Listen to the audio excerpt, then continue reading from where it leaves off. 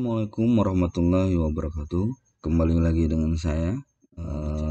Di kesempatan hari ini saya akan coba review menjelaskan tata cara mendaftar PPDB online untuk Kabupaten Tanggamus di tahun 2021-2022 jenjang SD dan SMP, terkhusus untuk sekolah negeri SD dan SMP.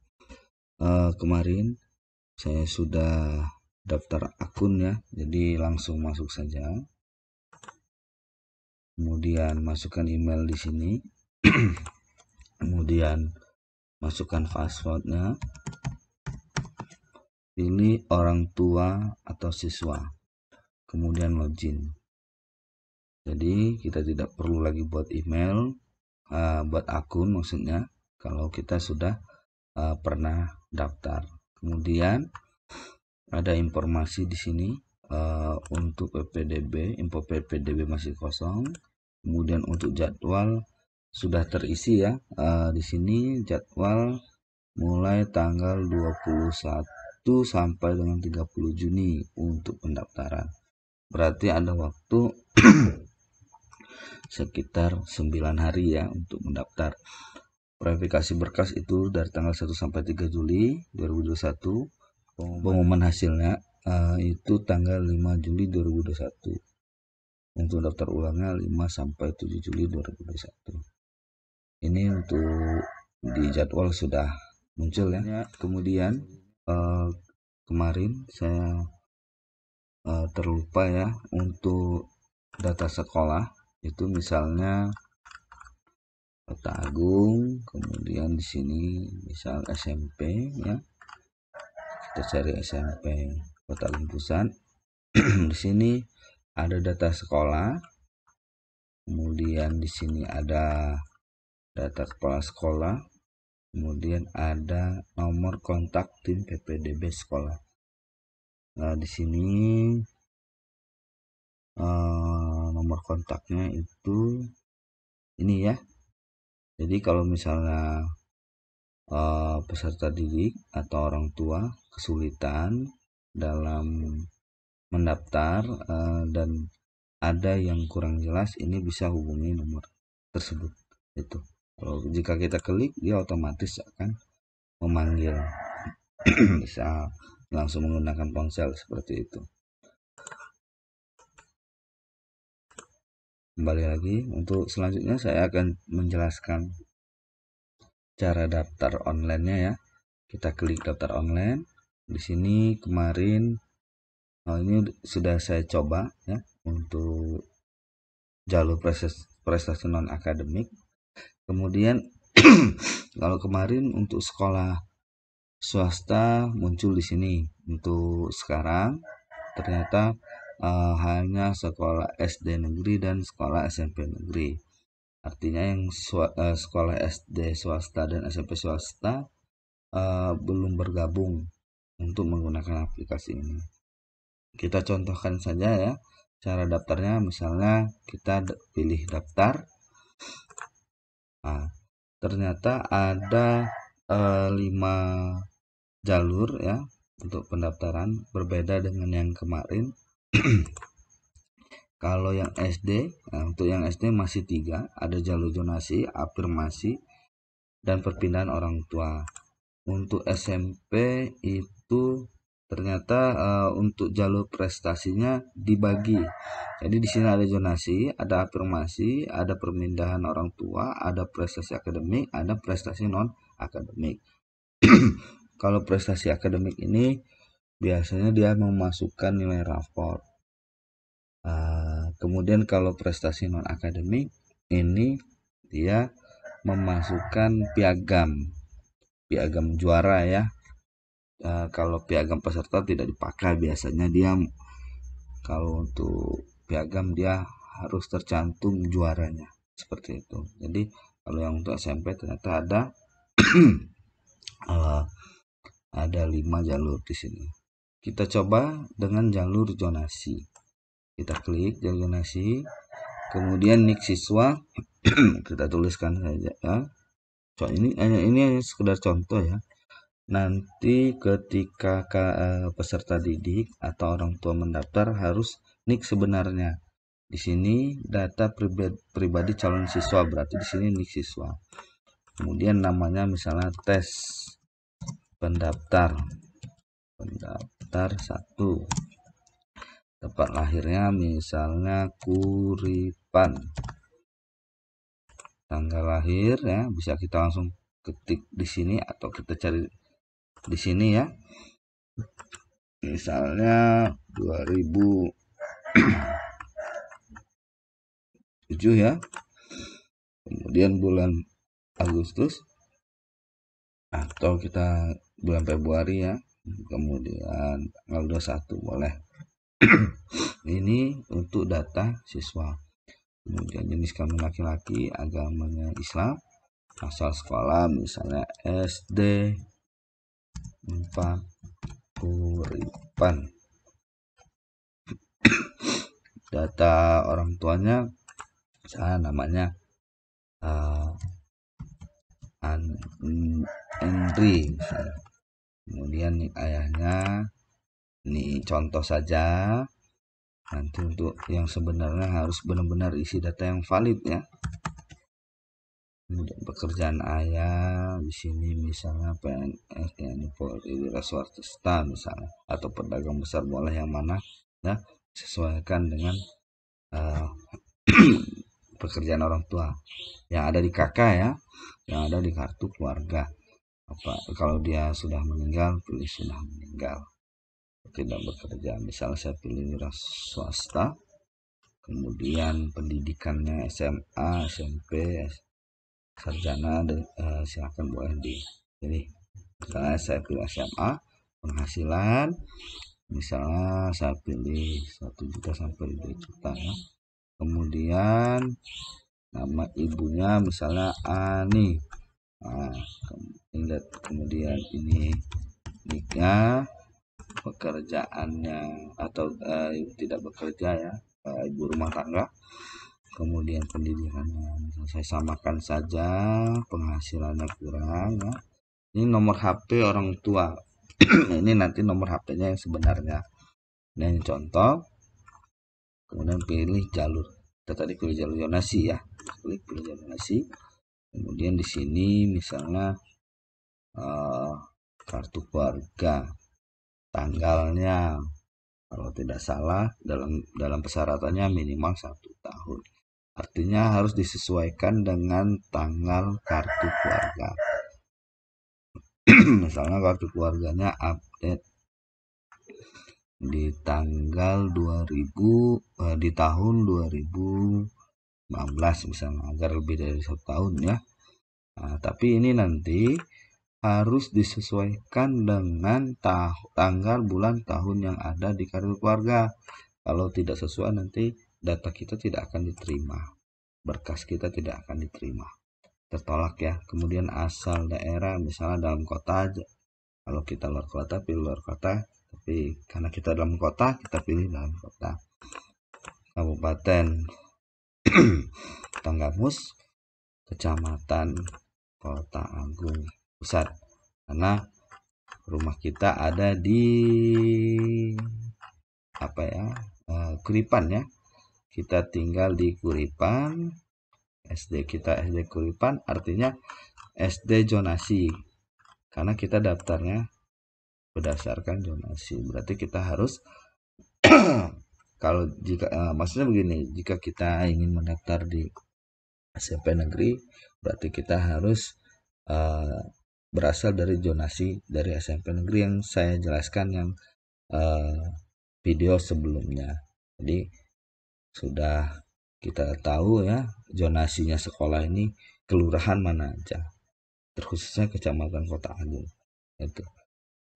Kuripan masih masuk zonasinya SMP negeri 1 Kota Agung. Kemudian pilih kelurahan ya. Nah ini yang saya maksud tadi ya, alamat kecamatan Kota Agung. Nah inilah yang zonasinya. Kemudian saya pilih misalnya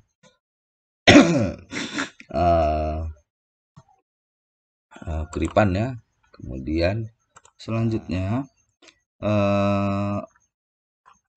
tadi sudah diisi semua ya, dari daftar pribadi sekolah, kemudian data orang tua, data orang ayah ya, data orang tua ibu.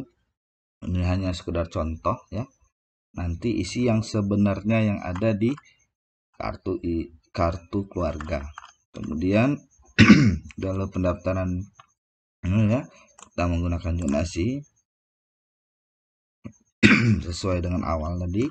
Kemudian untuk alamat pendaftar Kabupaten Tanggamus, Kecamatan Kota Agung, Kelurahan Kuripan, ini wajib harus sesuai dengan KK.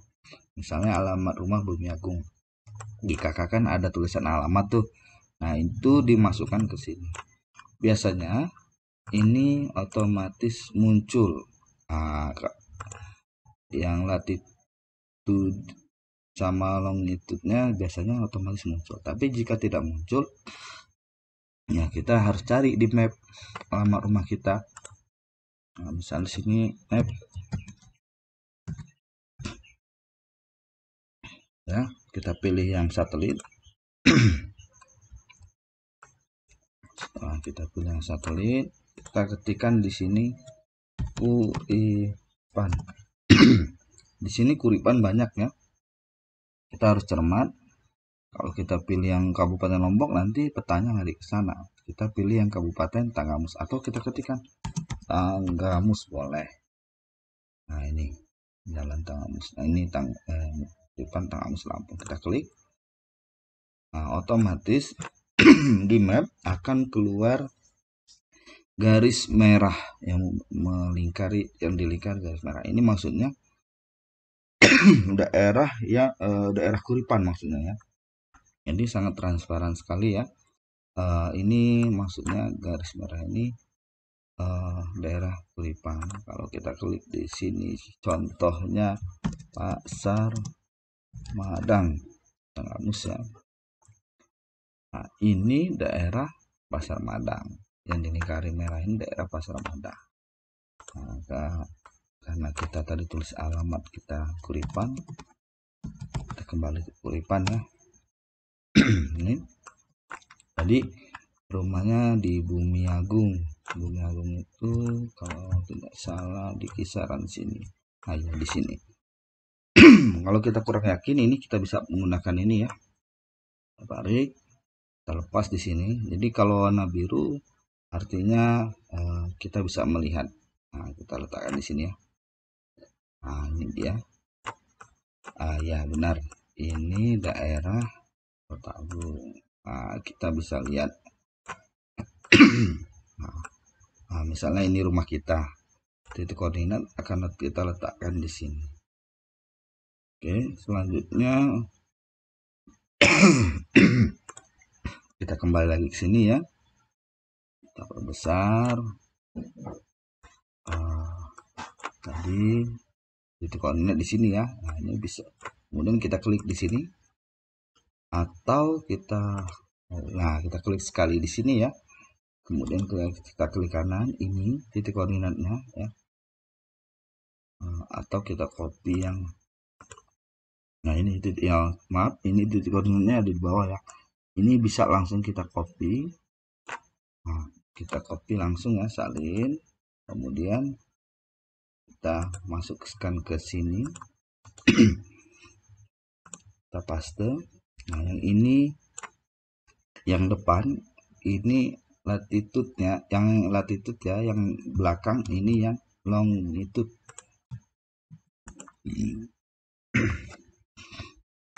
Kita hapus komanya, kita pilih misalnya contoh Limau.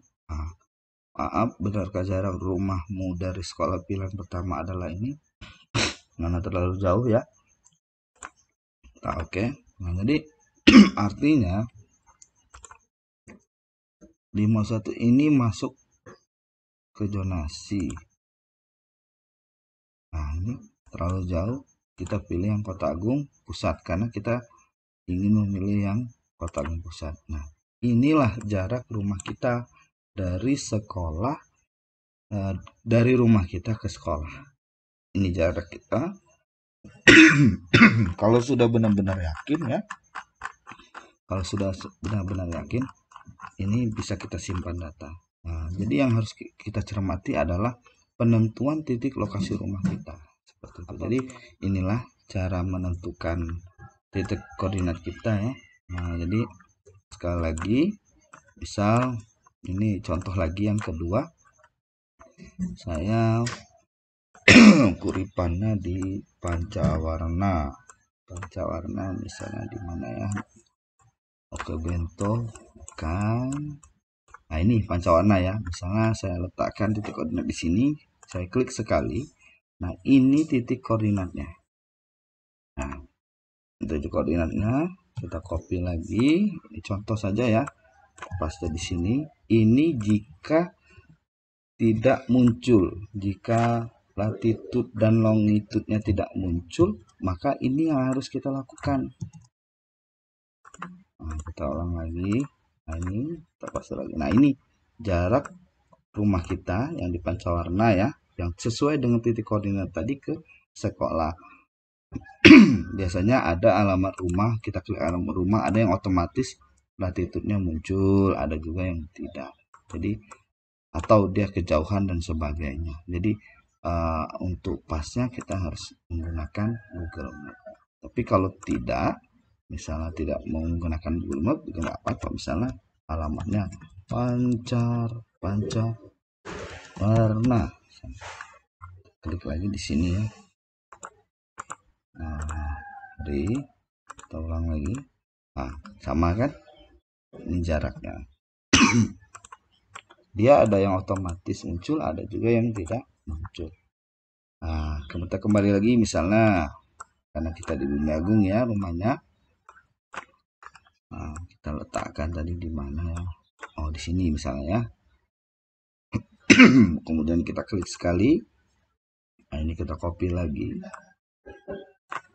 Ini harus cermat dalam menentukan titik lokasi, terkhusus jalur zonasi.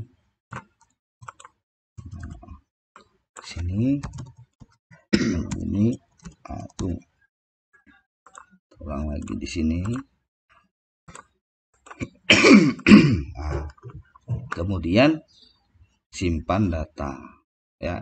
Ini tidak saya simpan ya, nanti terdata di sekolahnya ya. Tadi sudah saya coba dengan non akademik ya, jadi tidak perlu saya simpan lagi.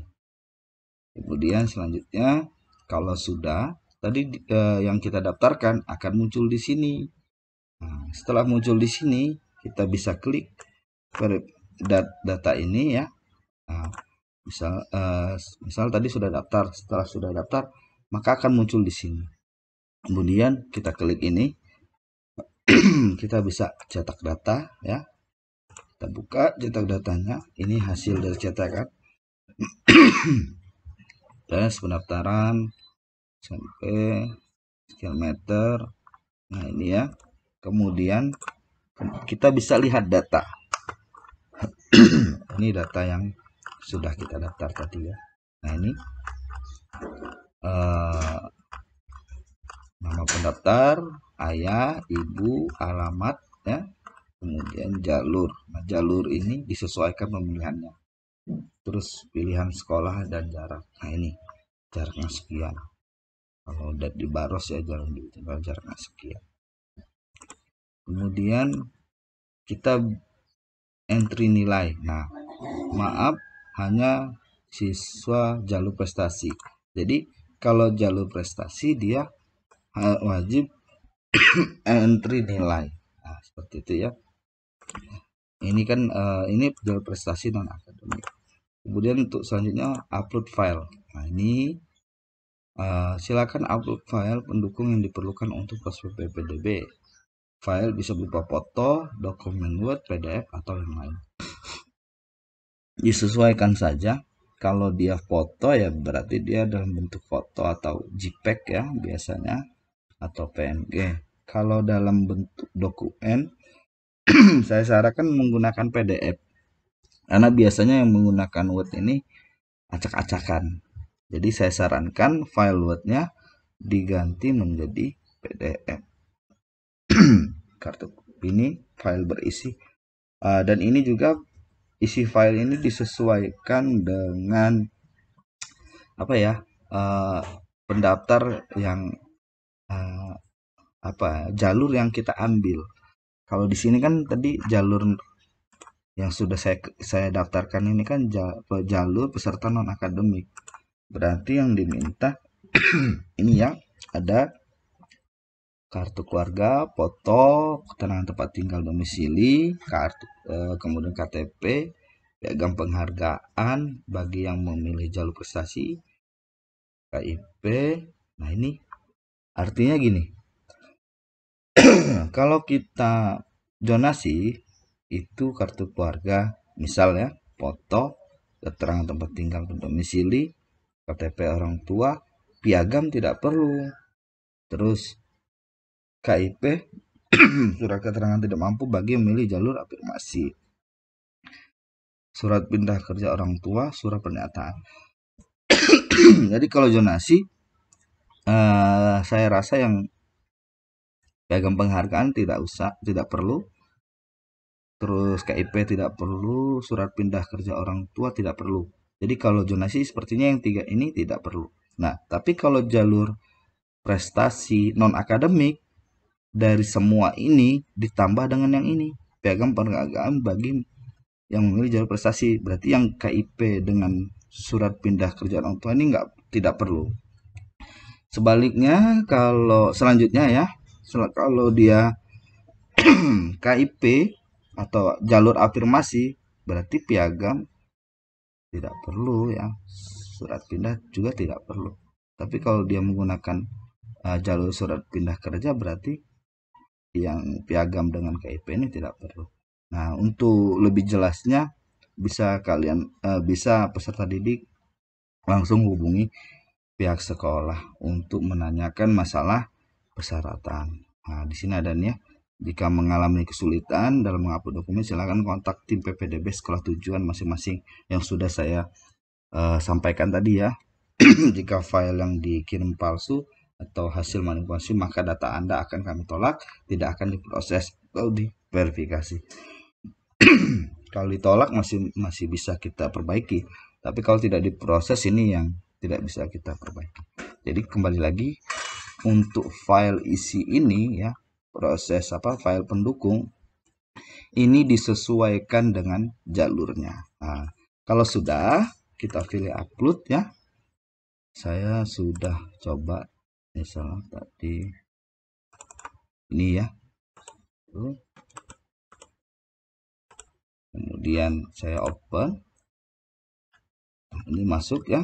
Nah, ini bisa kita terlihat. Nah, jika kita ingin ada perbaikan, ini ada yang merah ya, bisa kita hapus. Nah, kalau jika kita ingin melakukan perbaikan, misalnya tertolak, kemudian disuruh perbaiki kakak, ini bisa kita hapus. Misalnya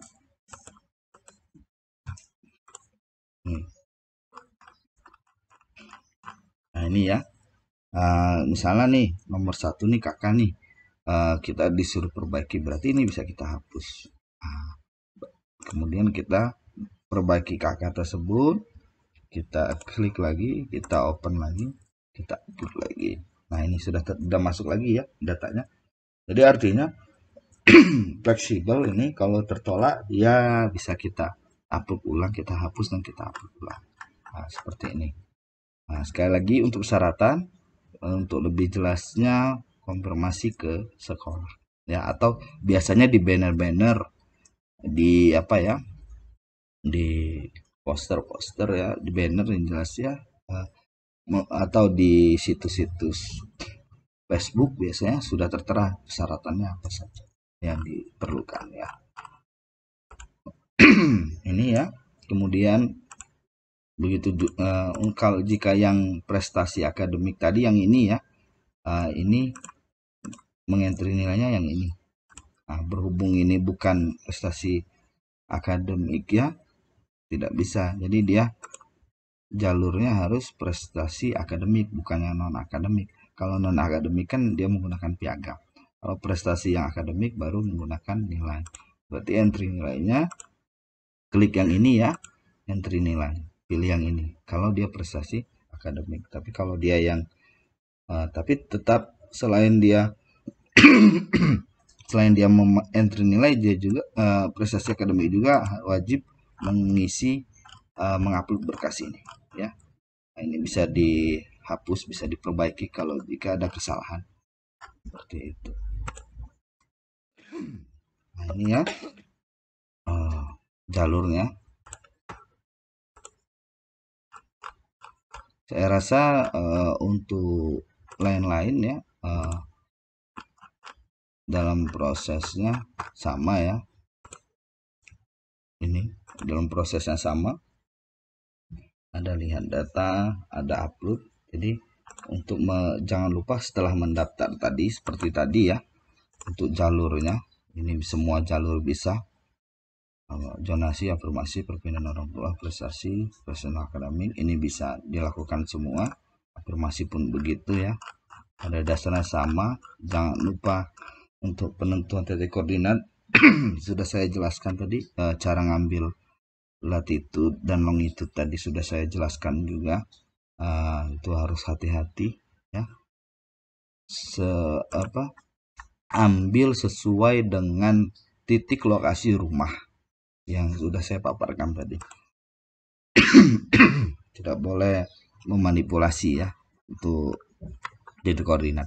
Kemudian kita klik sini, bisa print data, lihat data, upload yang sudah saya jelaskan. Nah, entry juga sudah saya jelaskan, ini khusus untuk yang jalur prestasi. Seperti itu. Jika ada pertanyaan, komen saja di YouTube ya, di kolom komentar silakan. Jika ada yang ditanyakan. Ini untuk jalur SD ada 3, untuk jalur SMP ada 5. Kemudian kita lanjut lagi ke beranda ya. Nah, ini daftar, ternyata satu akun ini bisa untuk beberapa siswa, tapi saya sarankan satu pendaftar itu satu akun agar terjaga privasi dalam pendaftaran itu ya seperti ini. Dan saya sarankan juga pendaftaran ini menggunakan komputer atau laptop ya. Saran saya gunakan komputer atau laptop. Jangan kalau kita sudah paham betul menggunakan HP silakan. Tapi untuk khusus pendaftaran saya sarankan menggunakan laptop atau komputer. Karena yang jelas layarnya lebar, kemudian kita bisa lihat lebih detail. Kalau lewat handphone biasanya kurang detail, dan kita menu-menunya juga berubah ya posisinya. Jadi saya sarankan gunakan laptop. Tapi kalau untuk mengecek hasil itu boleh menggunakan HP. Untuk mengetahui hasil itu boleh. Nah, nanti setelah daftar seperti saya jelaskan yang video pertama, itu bisa kita cek di hasil seleksi SMP jalur lainnya atau jalur zonasi. Nah, ini pilih kecamatan. Nah, ini sorry ya,